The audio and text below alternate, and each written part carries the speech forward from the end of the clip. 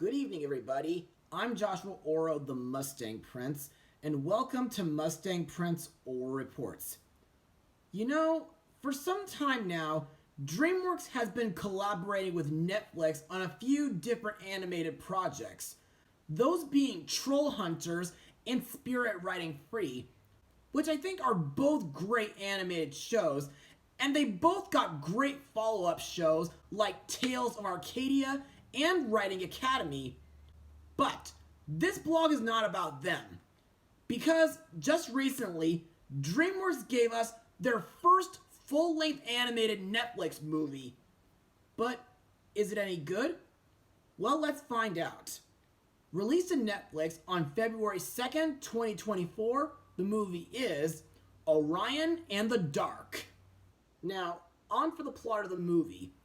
Orion seems like a lot like your average elementary school kid. Shy, unassuming, and harboring a secret crush. But underneath his seemingly normal exterior, Orion is a ball of adolescent anxiety, completely consumed by irrational fears of bees, dogs, the ocean, cell phone waves, murderous gutter clowns, and even falling off cliffs. But of all his fears, the thing that he's afraid of the most is what he confronts on a nightly basis: the dark. So, when the literal embodiment of his worst fear pays a visit, Dark whisks Orion away on a roller coaster ride around the world to prove that there is nothing to be afraid of in the night. As the unlikely pair grows closer together, Orion must decide if he can learn to accept the unknown, to stop letting fear control his life, and finally embrace the joy of living. So, what do I personally think of this movie? Well, I can't really consider it the greatest film of 2024 just yet, since this is one of the first ones released so far. But at the same time, I find it to be very calming, fun, and heartwarming, and it's also great for families. And to further explain what I'm talking about, let's move on to Mustang notes. Now, the movie is based on the 2014 children's book of the same name by Emma Yarlett, which in my opinion looks like a really interesting book to check out. The film was directed by Sean Charmatz, whom was a storyboard artist for SpongeBob SquarePants, a few DreamWorks films like Home, Penguins of Madagascar, the third How to Train Your Dragon movie, the first two Trolls movies, and the Angry Birds movie. Can't believe he got to work on that rotten egg. Anyway, moving on.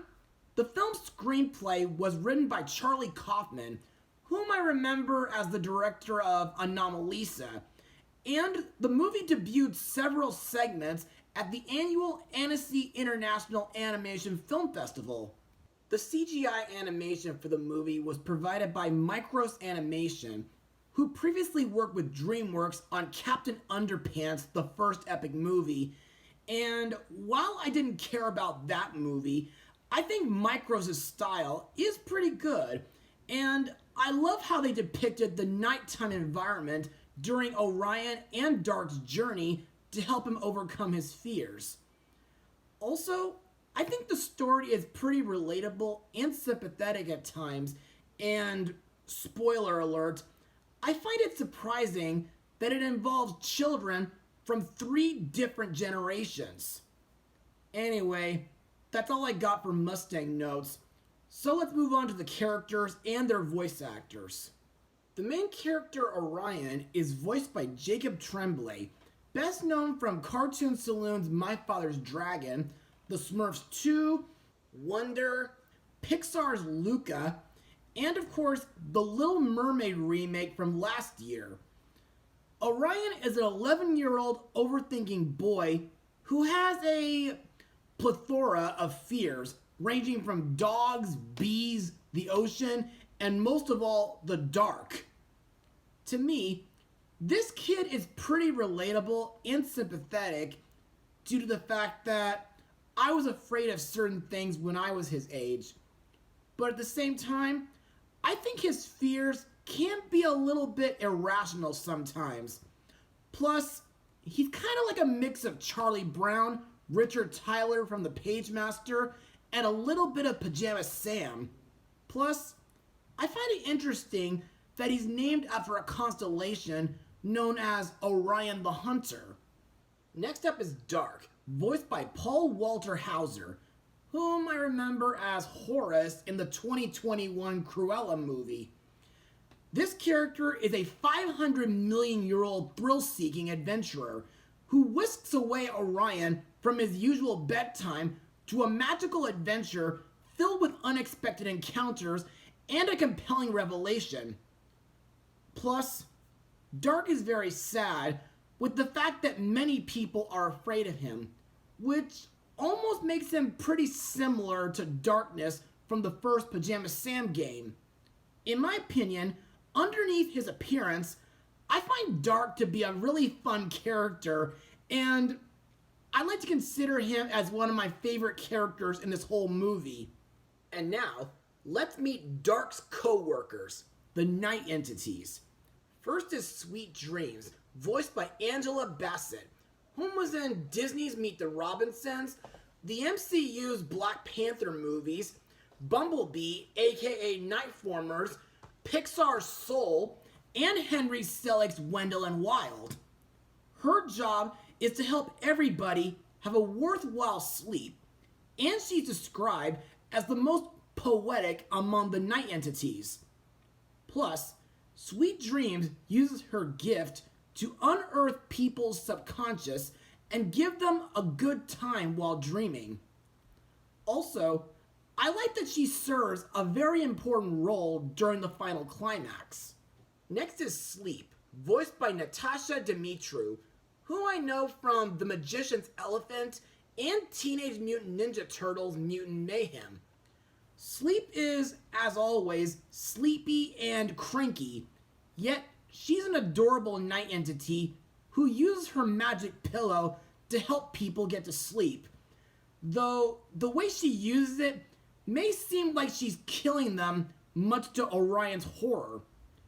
Also, is it just me, or does Sleep's nose look like a Muppet's nose? Next we have Unexplained Noises, voiced by Golda Rochevelle, I hope I'm pronouncing that right, whom was in the first Dune movie, which will be getting a sequel later this year, no thanks to last year's strike. This character mimics different noises so that people will be bothered and stay awake. Plus, a lot of her job involves creeping around and scaring children. Also, in my eyes, like Dot Matrix from Spaceballs, Unexplained Noises looks like a female version of C-3PO from the Star Wars franchise. We also have Insomnia, voiced by Nat Faxon, whom was in Yes Day, which I watched on Netflix just recently. Insomnia is described as the best impressionist, who makes himself sound like the person he's trying to keep awake, while whispering worrisome things into their ears. The last night entity in the movie is Quiet, voiced by Aparna Nancherla, whom was in Mira Royal Detective and The Ghost and Molly McGee. Quiet is the silent yet charming member of the night entities. Her role is eating all the noise in the world so that everybody can have a good night's sleep. Plus, I find her to be the cutest of the night entities due to the fact that, well, she's a white mouse. Another character to talk about is Light, voiced by Ike Barinholtz, whom was in the 2016 Suicide Squad movie, W.A.G. Storks, Snatched, and the Angry Birds movie. Calm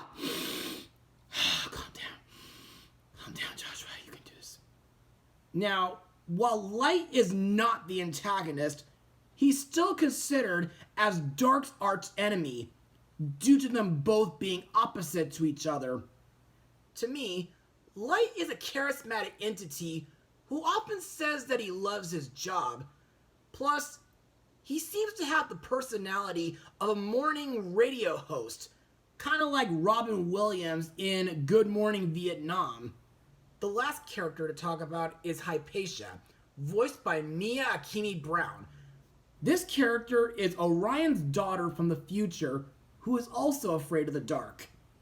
Throughout the movie, her dad tells her the story of his adventure with Dark in order to help her overcome her fears. Later, after Dark disintegrates due to him feeling unneeded, Hypatia comes into the story and promises to help Orion put things right. In my opinion, Hypatia may not be that much of an important character, but I think she's a pretty decent one. Plus, I think she's a good poet, and I find it interesting that she's named after an ancient philosopher, astronomer, and mathematician from Alexandria, Egypt. And now on to my final words. Overall, Orion and the Dark is a pretty sweet animated film to start off the new year. I find the story to be interesting and heartwarming, and it does a pretty decent job at explaining that there's nothing to be afraid of during the nighttime. Plus, the animation is decent. The main character, Orion, is sympathetic and relatable, but a bit irrational sometimes. Dark is a really thrilling guy, and the other night entities are pretty cool. So, if you want to see this movie for yourself, look no further than Netflix, and I'm sure you and your children will have a very sweet and thrilling time with it. I give this movie an 84% out of 100. Well, that's all for now. Be sure to join me for my next blog, Mustang Power.